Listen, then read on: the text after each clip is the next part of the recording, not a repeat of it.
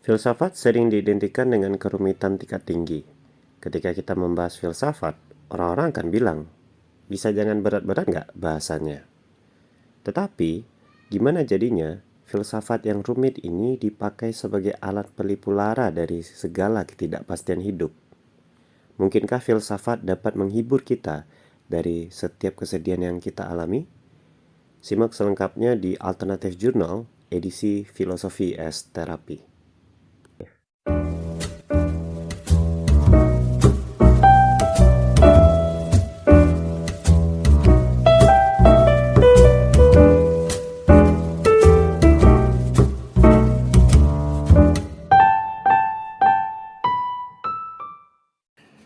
Hai teman-teman, it's been a while you didn't hear my voice, right? Balik lagi sama gue Kadri Fema di Alternative Journal edisi Filosofi as Therapy. Oh, ini namanya baru lagi nih. Sebelumnya kita weekly journal atau di arena alternatif kita punya kelas alternatif. Jadi teman-teman, Alternative Journal nih sengaja gue bikin karena gue nggak bisa lagi nih lanjutin yang arena alternatif ataupun weekly journal untuk sementara waktu. Ya, walaupun bisa dibilang sedikit ingkar janji, karena di DM ataupun di WhatsApp gue sering nyebutin di akhir tahun 2021 gue bakal bikin lagi. Nah, ini udah mau berakhir teman-teman, dan gue masih bikin konsep doang untuk arena alternatif kedepannya ataupun weekly journal. So, kayaknya nggak mungkin gue tepati janji kayak yang gue bilang di Instagram ataupun di WhatsApp. Tapi sebagai kompensasinya, karena gue bukan orang yang sengaja ya untuk menghindari utang-utang gue atau janji-janji gue, nah dibikinlah alternatif jurnal ini. Dan alternatif jurnal ini konsepnya adalah filosofi as terapi ya. Jadi gimana caranya kita pakai filosofi yang jelimet tapi justru sebagai pelipu lara. Asik gak tuh? Nah, mudah-mudahan ini bisa bermanfaat juga ya bagi teman-teman yang mungkin sering overthinking atau sering sedih belakangan ini. Dan gimana sih cara menggunakan filsafat untuk kesedihan kamu itu? Nah, kita akan bahas selengkapnya di sini. Nah, di edisi pertama ini kita bakal nyoal tentang menyikapi kecewa. Nah, ini kan sering kejadian ya. Kayak lagunya yang trending itu loh. Takut tambah dewasa, takut takut kecewa gitu, pokoknya gitulah ya. Iya, ini kenapa orang takut semua, gue pikir. Semengerikan itukah bertambah dewasa, dan adakah sebuah alat yang kita bisa pakai biar kita lebih berani aja gitu. Nah, di sini kita bakal bahas teman-teman. Tapi sebelum kita masuk ke filosofinya, gue pengen nyoal definisinya dulu ya. Yang kita maksud kecewa itu apa sih? Ini makhluk semacam apa yang bikin kita takut sebenarnya? Jadi sesimpel gue coba mikir di kepala gue. Jadi gue gak pakai Wikipedia atau gue gak pakai Google ya untuk nyurumusin kecewa. Tapi bagi gue kecewa itu sesimpel lu gak dapatin ekspektasi lu di realita. Bener gak? Jadi misalnya nih, lu punya ekspektasi bahwa barang yang lu pesan di online shop itu kualitasnya A, ternyata yang datang B, gitu ya. Dan lu kecewa pasti. Atau lu berekspektasi kemarin lulus PNS, jadi calon hakim misalnya, atau lu jadi pegawai BUMN dan segala macam. Ya, lu nggak lulus dan lu kecewa. Atau lu udah berharap pada seseorang yang bakal nemenin lu di sisa hidup lu, asik. Ternyata dia tidak jodoh lu ya, jadi lu kecewa juga. Nah, itu semua berawal dari ekspektasi lo. Nah, oke, gue tahu pasti lu menduga gue akan bilang, yaudah kendalin aja ekspektasi lo. Ya, itu kita bakal bahas di filsafat stoicisme, dan itu udah pernah gue bahas ya di eh, kelas alternatif edisi 3 kalau gue nggak salah. Nah, tapi permasalahannya di stoicisme menurut gue adalah itu adalah alat pencegahan ya. Jadi stoicisme itu bisa mencegah lu dari kecewa sebelum kecewa itu datang di hidup lo. Jadi nih, dia hanya ngasih nasihat, ya udah besok-besok jangan bikin ekspektasi lagi biar lo nggak mudah kecewa. Tapi berproses aja gitu kan, selalu gitu. Nah, pertanyaannya adalah kalau lu udah kecewa terus gimana dong? Iya kan? Ya palingan si stoicisme bakal bilang ya udah move on aja gitu. Karena itu juga nggak bisa lu kendaliin. Nah, gue nggak akan bahas stoicisme yang kayak gitu lagi atau filosofi teras yang kayak gitu lagi. Karena menurut gue itu kurang membantu ya di saat kita menghadapi kekecewaan. Nah, kita bakal gabungin dua filosofi ketika kita terlanjur membuat ekspektasi atau udah terlanjur kecewa nih teman-teman. Filosofi pertama adalah kita akan adopsi psikoanalisis. Jadi sebuah percabangan ilmu psikologi. Dan yang kedua, kita akan mengadopsi filosofi nihilisme. Jadi dua gabungan ini bakal ngebimbing kita gimana menghadapi kekecewaan yang sudah datang ke hidup kita atau sudah terlanjur kita rasakan. Yuk kita bahas. Oke, kita mulai dari psikoanalisis terlebih dahulu ya. Bagi teman-teman yang belum tahu psikoanalisis itu apa, jadi ini adalah sebuah percabangan psikologi yang mempelajari fungsi perilaku psikologis manusia.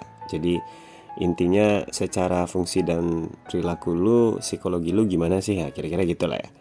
Nah, sekarang kita lihat apa sih penjelasan psikoanalisis terkait kekecewaan lu. Gua ngambil satu contoh kekecewaan dalam kasus patah hati ya misalnya.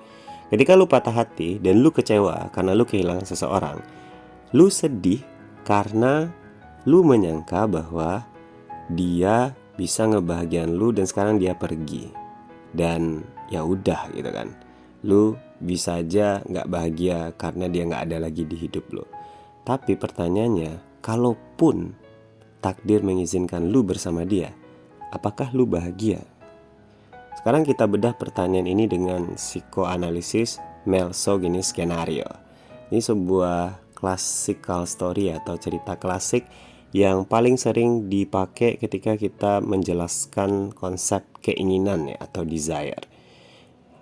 Jadi Melso-Guinness skenario ini ceritanya kayak gini kira-kira. Bayangin gua nikah sama seorang wanita. Dan hubungan gua sama wanita ini dingin dan karenanya gue punya simpanan ya, pelakor ya kalau kata Lambe Turah. Jadi pelakor ini bikin gue gak betah sama istri gue di rumah. Dan setiap kali gue sama istri gue, ya gue kayak terpenjara gitu karena gue mikir si pelakor ini. Dan setiap kali gue bayangin pelakor ini, gue selalu punya mimpi gitu. Andai istri gue hilang di muka bumi ini, gue nggak bunuh dia sih, cuman ya pokoknya dia hilang aja lah gitu, biar gue bisa berduaan sama si pelakor.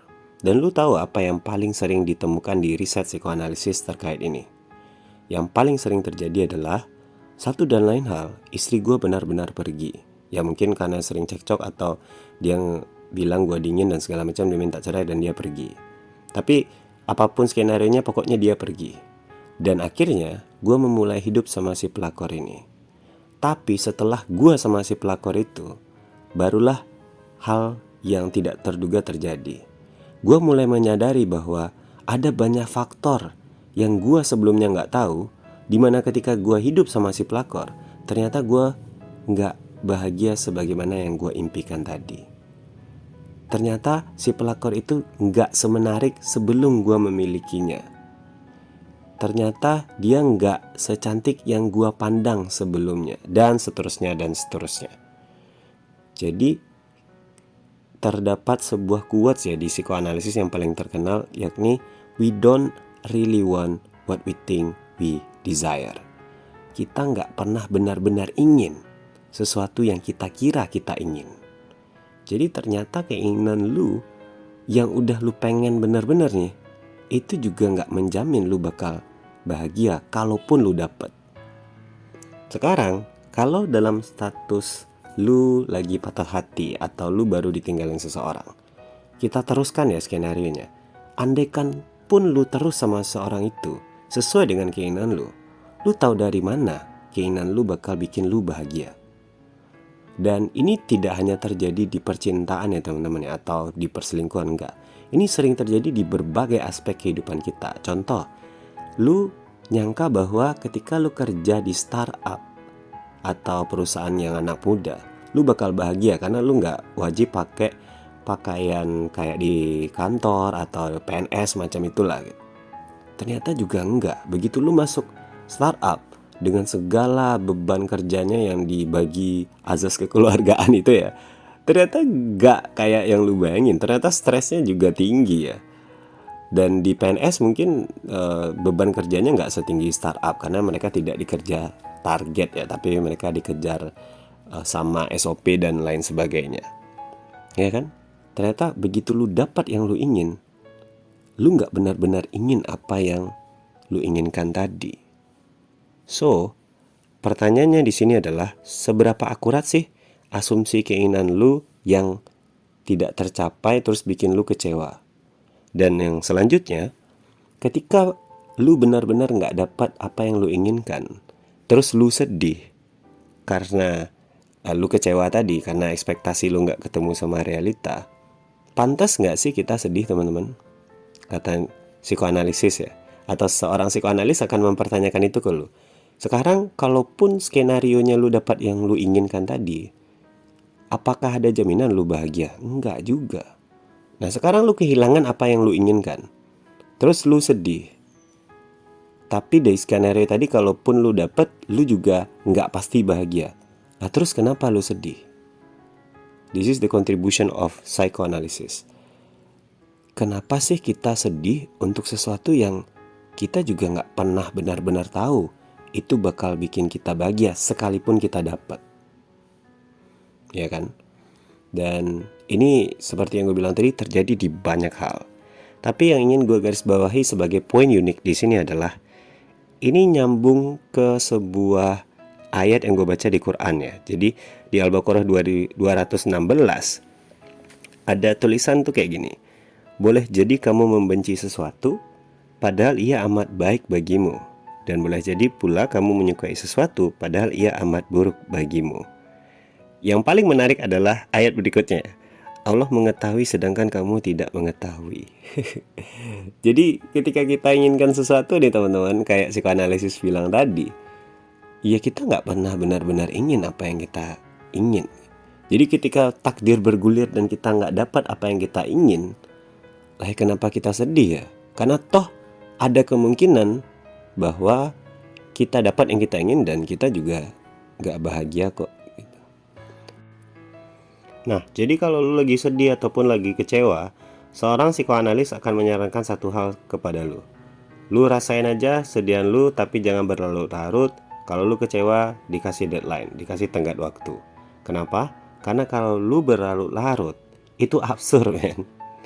Ngapain lu bersedih atau kecewa pada sesuatu yang sebenarnya lu nggak bisa pastiin juga, atau lu sama-sama nggak tahu juga apakah itu benar-benar menyedihkan atau tidak, ya kan? Tapi kalau ternyata yang kita takutin terjadi gimana? Kita nggak pernah ketemu orang kayak dia lagi gimana? Kita benar-benar nggak bahagia kalau nggak sama dia gimana? Atau kita nggak benar-benar dapat pekerjaan sesuai sama kita kalau nggak di perusahaan itu gimana? Dan lain sebagainya. Gue paham, gue ngerti. Disinilah kita butuh filsafat kedua kita, yakni nihilisme. Jadi simpelnya nihilisme adalah sebuah filsafat yang menganggap segala sesuatu tuh nggak bisa dimutlakkan, men. Itu tergantung lu mau berpikir seperti apa. Contoh nih, kenapa sih lu masih takut skenario terburuk terjadi di hidup lu, atau lu nggak dapat kebahagiaan seperti yang lu inginkan tadi dan ya udah lu benar-benar kecewa. Kenapa lu takut akan itu? Ya karena lu percaya sebuah dogma yang diam-diam disematkan oleh orang tua lu mungkin, atau oleh kerabat lu dan masyarakat umum, bahwa kita hidup adalah mencari kebahagiaan dan itulah tujuan hidup. Lah pertanyaannya adalah dari mana kita punya kewajiban untuk setuju sama pandangan hidup semacam itu? Jangan-jangan kita nggak butuh juga bahagia seperti yang dibilang orang-orang. Jadi pertanyaannya adalah bagi nihilisme, apakah kita butuh kebahagiaan terus-menerus? Dan kalaupun kita dapat kebahagiaan terus-menerus seperti yang kita bayangkan, apakah kita bakal bahagia? Contoh ya, gue pernah hancur di 2016 ya karena asmara yang ya cukup toksik, dan pada akhirnya gue patah hati lah intinya. Dan karena gue patah hati, gue nggak tahu mau ngapain. Gue punya banyak peluang kan, nggak pacaran lagi, nggak ngapa-ngapain lagi. Terus gue ketemu nih sama teman-teman yang ya biasa aja gitu, teman-teman kayak di kampus atau satu hobi gitu. Tapi lu tau nggak? Setelah gue patah hati, pertemanan gue itu menghasilkan sebuah kebahagiaan yang lain. Ini semacam Lu pernah makan 3 kali sehari, terus suatu hari lu puasa atau lu fasting dari pagi sampai sore. Begitu sore lu lihat sekedar teh manis kan lu terlalu berambisi untuk membatalkan puasa lu kan, atau ya udah gitu, itu sangat menggoda atau menggiurkan bagi lu. Bukan karena itu benar-benar menggiurkan, tapi ya lu lagi lapar cuy, lu lagi puasa sekarang, betul nggak? Jadi waktu itu gue ngerasain hal yang sama. Gue punya banyak teman sebelumnya dan gue memang ya berteman kayak biasa seperti orang normal gitu. Tapi pertemanan gue itu gue lihat dengan cara yang berbeda, karena sebelumnya gue patah hati. Dan cara yang berbeda ini menciptakan suatu kebahagiaan baru, dimana gue juga ngerasa bahagia loh, walaupun kehilangan orang yang gue pengen tadi, dan gantinya cuma teman-teman gue di komunitas debat universitas waktu itu. So, di sini kita bisa lihat sejenis paradoks kebahagiaan hidup ya. Kalau waktu itu gue lanjut sama cewek yang gue suka, mungkin di awal gue bahagia, tapi setelahnya gue bakal sedih karena gue gak akan punya teman-teman gue yang sekarang. Yang terjadi justru sebaliknya ya. Gue patah hati, artinya gue sedih di awal, tapi setelahnya gue bahagia karena gue ketemu sama teman-teman gue yang sekarang, yang solid, loyal, dan alhamdulillah sampai sekarang kita masih berteman.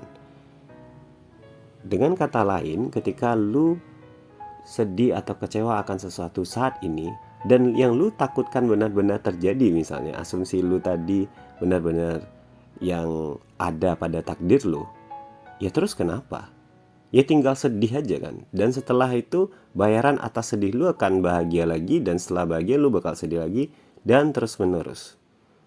Mungkin ini terkesan agak menyeramkan kalau gue bilang terus menerus ya, tapi kalau gue ngelihatnya, itulah ya pengalaman hidup yang lengkap. Kadang lu di atas, kadang lu di bawah, dan lu merasakan dua-duanya. Lu ngerasakan sensasi bahagia, dan setelah itu sedih lagi, kadang-kadang biasa aja, terus ada kebahagiaan yang mungkin sedikit bahagia atau kebahagiaan yang biasa, dan seterusnya. Jadi kalau dalam sebuah statement yang radikal, gue bisa bilang, buat apa kita hidup bahagia kalau kita bisa hidup jauh lebih menarik. Dan menariknya hidup kita adalah ketika kita menerima seluruh pengalaman atau sensasi tadi. Kita nerima sedih ataupun bahagia dan seterusnya. Jadi jangan takut dewasa lagi, jangan takut kecewa lagi ya, karena inilah pengalaman hidup yang lengkap dan inilah hidup yang menarik. Kita nggak butuh bahagia, kita butuh hidup yang menarik. Oke, itu dia alternatif jurnal edisi filosofi es terapi kali ini. Semoga bermanfaat bagi lu semua dan makasih udah dengerin. Mohon maaf untuk segala kesalahan atau kekurangan di podcast kali ini. Sampai jumpa di 2022. Bye.